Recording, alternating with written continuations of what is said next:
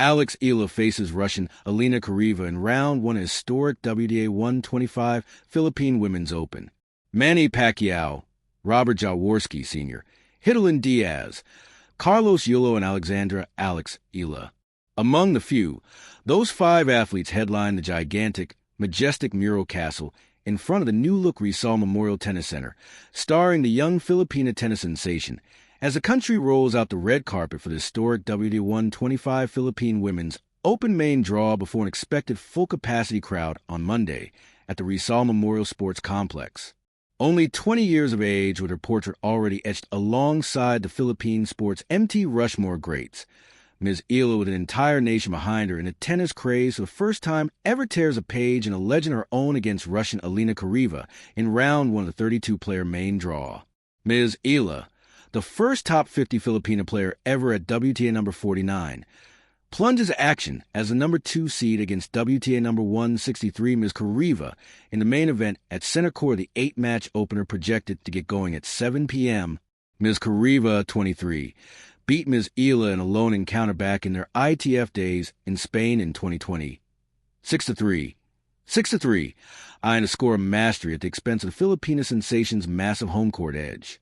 But in spite of pressure, responsibility, and challenge of epic proportions to win at home, Ms. Eala will march into the duel with the same mindset, like she's duking out in any city stop the WTA tour around the world. Yes, I have met her. She's a very nice person and a great player. So, I'm just going to go, and I've done everything I can to do the best of my ability to prepare. So I'm going to go and do my best, vowed Ms. Eala, seated second in the star-studded draw led by German legend Tatjana Maria, WTA number 42, after practicing anew on Sunday in front of a big crowd. Although this is at home, my mindset in that sense is no different. I take it match by match. I'll do everything I can to win my first one.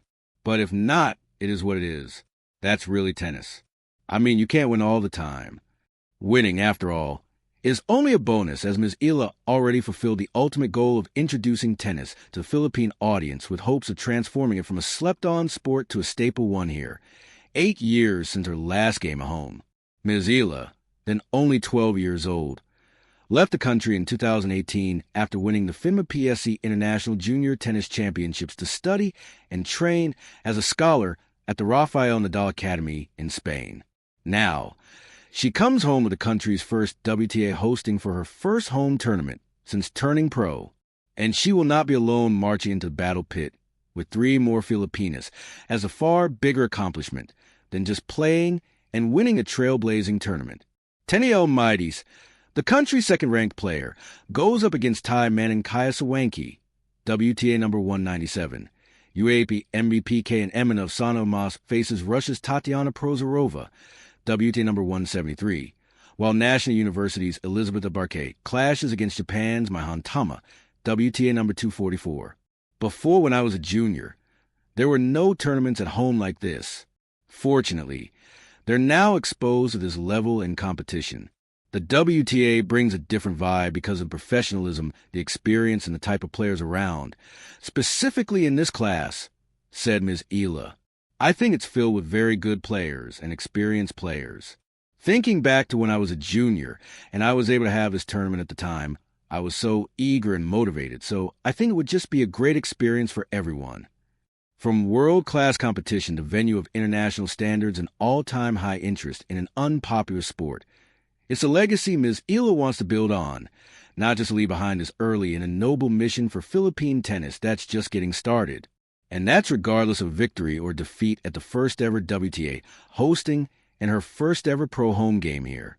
I feel very flattered, especially being alongside so many great names. It's hard to grasp, especially a mural out there. So I think that's a first for me. I think that's a first mural for me. It's a new experience. It's a new emotion. She beamed on a now tourist site mural that will welcome thousands of Filipino fans starting on Monday. But it's hard to think about legacy and what legacy I want to leave because I'm only 20. I have a lot of years ahead of me, and I have so much to learn. I just do the best I can and hope that I can inspire people in a positive way. I do my best to carry myself with grace and with humility. Thinking about legacy is something I haven't really touched on yet, but I like to think that what I do and the success that I've had recently has been a contributor to Philippine tennis, the history and the future of the sport here.